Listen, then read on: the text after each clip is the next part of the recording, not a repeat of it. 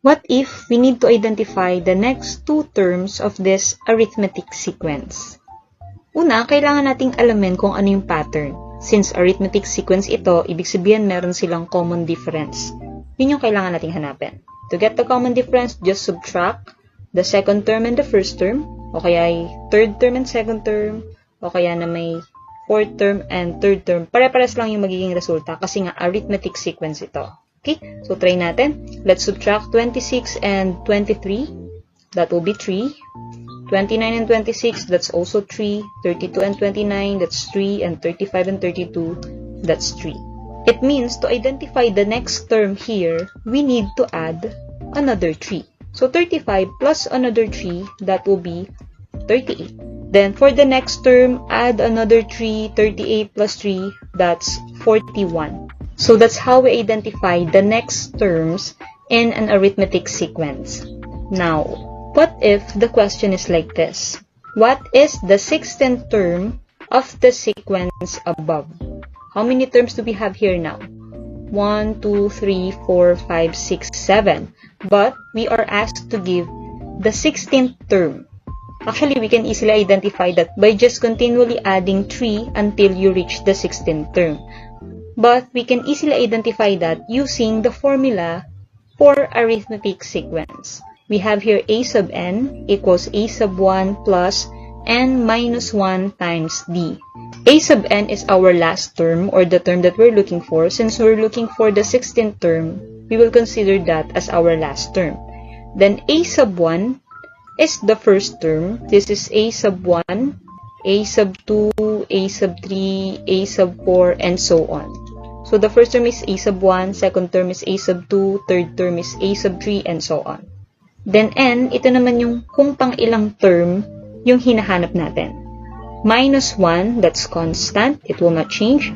Ang d, yun yung common difference. So nasolve na natin kanina yung common difference. We subtracted 26 and 23 and we got 3. Ito yung gagamitin natin as value of d. Again, saan galing yung 3? We obtained that by subtracting the second and the first term. So 26 minus 23, that's 3.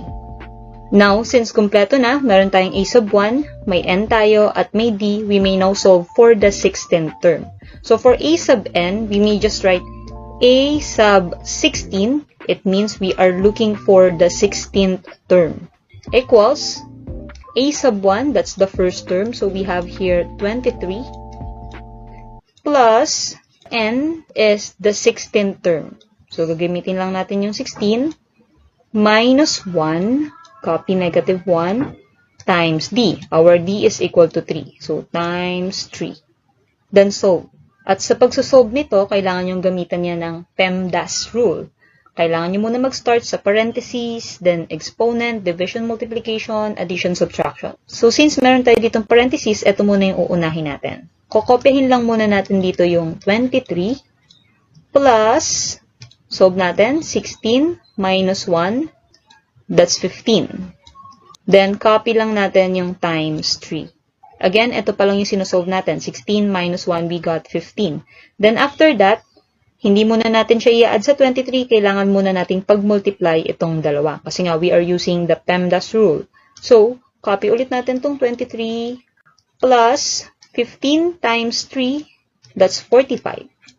Then, huling operation na, just add them. 23 plus 45, that will be equal to 68. So, yung 68 na yan na yung ating 16th term. Lagay natin dito.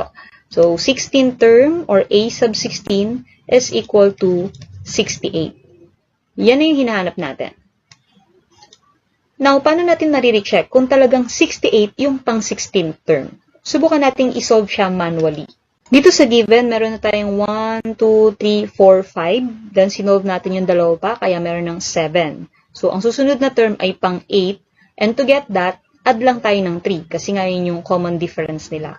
So, 41 plus 3. Then, tuloy-tuloy lang natin. 41 plus 3. So, dito natin ilagay yung kasunod. 41 plus 3. That's 44. Plus 3, 47. Plus 3, 50. Another 3, 53, 56, 59, plus 3, 62, then 65, 68.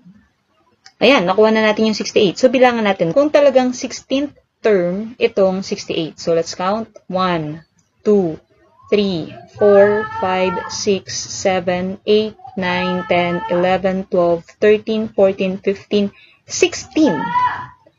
So, that's correct.